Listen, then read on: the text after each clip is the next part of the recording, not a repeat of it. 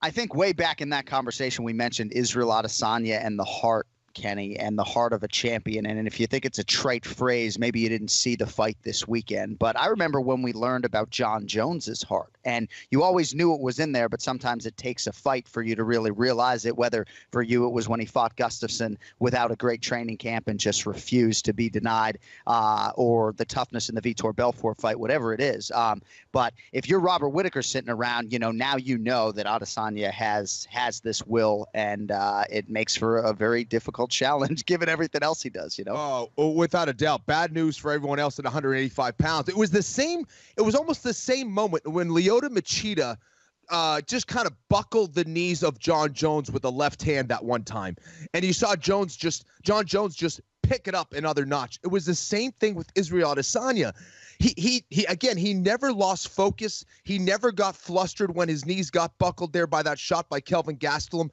If anything, it actually increased his focus, and he got better. Yep, he got sharper as the fight went down. And I believe it was you, John, who made a great point of saying this is the most amount of adversity that Israel Adesanya has faced in his UFC career at this point. So we got a taste of what this guy is all about. He raised his level. He raised his game up. He did a great job of stopping those takedowns. I thought that was tremendous. Yep. Still needs work on the ground, both him and Kelvin. But my goodness, Israel Adesanya is an absolute warrior. And you know that if he needs to go to that dark place, he can. He'll go to that dark place. And he also mentioned on our post show on ESPN Plus when he was riding the Airdyne or whatever it is, that almost bringing himself to tears on it, and not in a sad way, just that he's going to that dark place and he is willing and able to go there. And he certainly showed you that. And when I sat down with him on Thursday for our fighter meeting, he mentioned your name, and he said you told him at one point, or he got from you at one point, that you really need to develop before you get to the UFC so that when you get there, you're ready to challenge the elites, right? And because one little slip up and it gets you off of that championship trajectory. And you're right, there's still work to do when it comes to the wrestling and the grappling. But if you saw on the post show, he was discouraged that he wasn't able to finish those two submissions, right? So he learned something there, and you better get him now, right? I'm not the first person to say it, but you better get him now, whether it's John Jones, right? Like if you're John Jones, you should hope that, and again, John Jones is the greatest of all time, but rather fight this guy in the next 18 months than the 24 months thereafter, Yeah, absolutely. And listen, I thought he showed a lot already, man. I mean, obviously, listen, I had my questions. I've been a supporter of Adesanya, obviously, since before he got into the UFC. But I think he answered a lot of questions of just how damn good he is.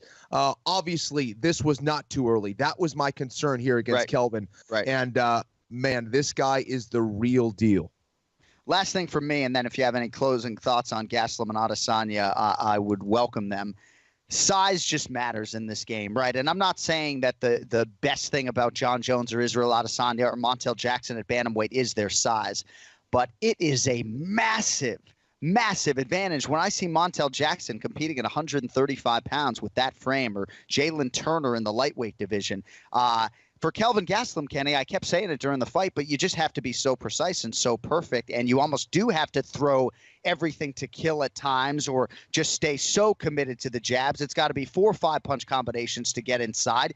You're giving up 9 inches in reach. You have to fight, at least in my amateur mind, like a near perfect fight to beat a guy like Adesanya when you're on the wrong end of that size equation. Your amateur mind is correct. Listen, if you have the choice between a short, stocky frame and a long, lanky frame, I'll take the long, lanky frame every single time. I don't need the power. You give me the ability to keep you on the outside repeatedly, and we can make that system sharp.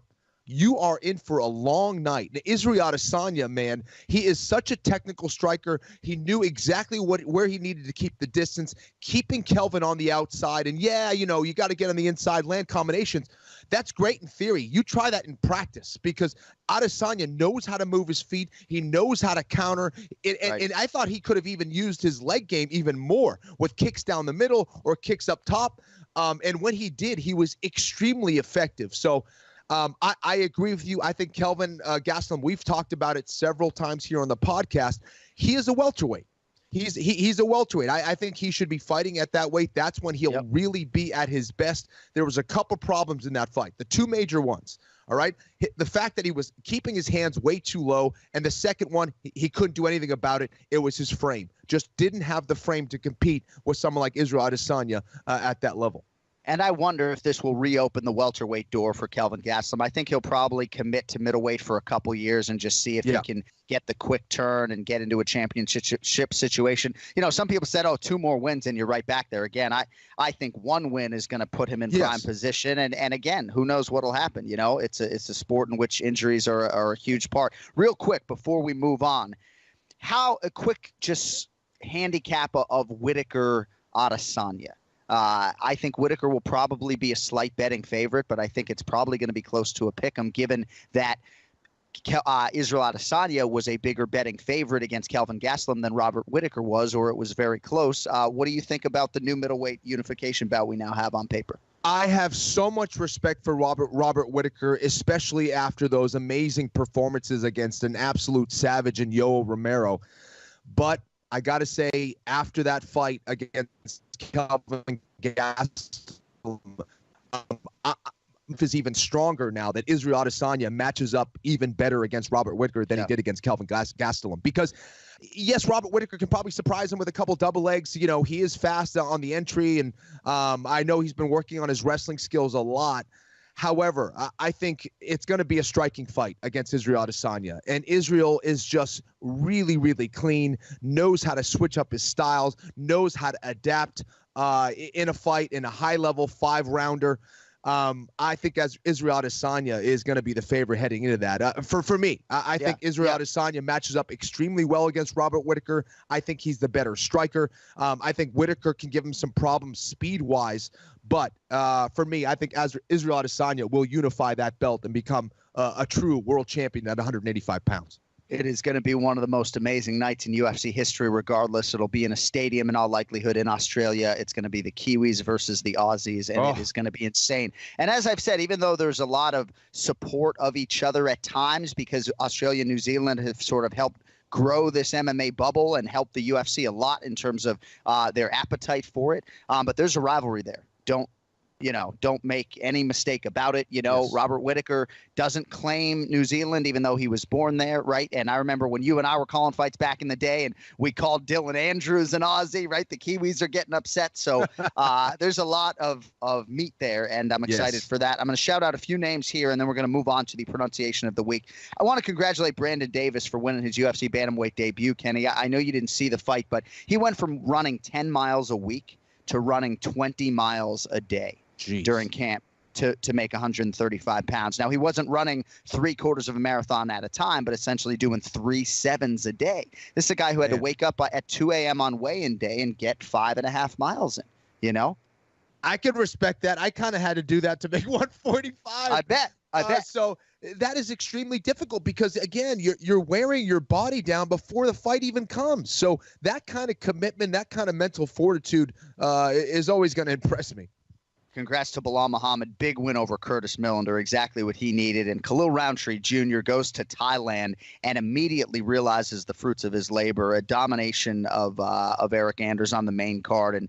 And nice job by Roundtree Jr. Just a good kid, easy to root for. And now he's a light heavyweight contender, so congratulations to him. All right, hope we didn't shortchange anybody on UFC 236. Poirier, Holloway, Gastelum, Adesanya, and everybody else.